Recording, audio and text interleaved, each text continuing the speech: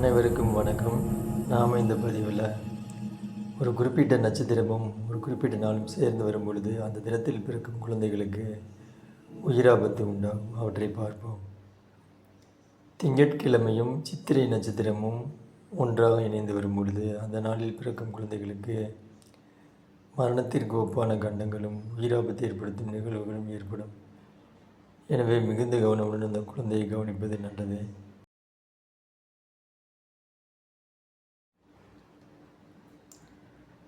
அடுத்ததாக செவ்வாய்க்கிழமையும் உத்திராட நட்சத்திரமும் ஒன்றாக இணைந்து வரும் நாட்களில் பிறக்கும் குழந்தைகளுக்கும் உயிராபத்தை ஏற்படுத்தும் நிகழ்ச்சிகளும் பெருங்கண்டங்களும் ஏற்படும் வாய்ப்பு அதிகம்.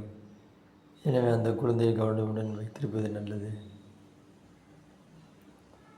ஞாயிற்றுக்கிழமையும் பரணி நட்சத்திரமும் ஒன்றாக இணைந்து வரும் நாட்களில் பிறக்கும் குழந்தைகளுக்கும் உயிராபத்தை ஏற்படுத்தும் நிகழ்ச்சிகளும் பெருங்கண்டங்களும் ஏற்படும் வாய்ப்பு அதிகம்.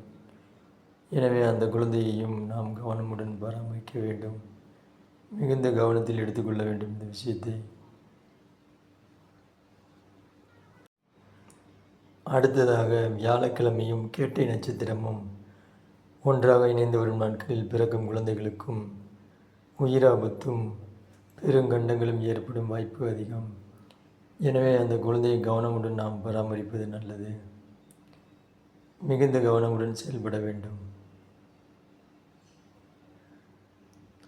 அடுத்ததாக புதன்கிழமையும் அவிட்டம் நட்சத்திரமும் இணைந்து வரும் நாட்களில் பிறக்கும் குழந்தைகளுக்கும் உயிராபத்தை ஏற்படுத்தும் நிகழ்ச்சிகளும் பெருங்கண்டங்களும் ஏற்படும் வாய்ப்பு அதிகம்.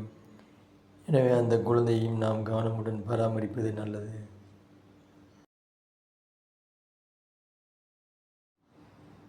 அடுத்ததாக சனிக்கிழமையும் ரேவதி நட்சத்திரமும் ஒன்றாக இணைந்து வரும் நாட்களில் பிறக்கும் குழந்தைகளுக்கும் பெருங்கண்டங்களும் உயிராபத்தை ஏற்படுத்தும் நிகழ்ச்சிகளும் ஏற்படும் வாய்ப்பு அதிகம். எனவே அந்த குழந்தையை கவனமுடன் பராமரிப்பது நல்லது.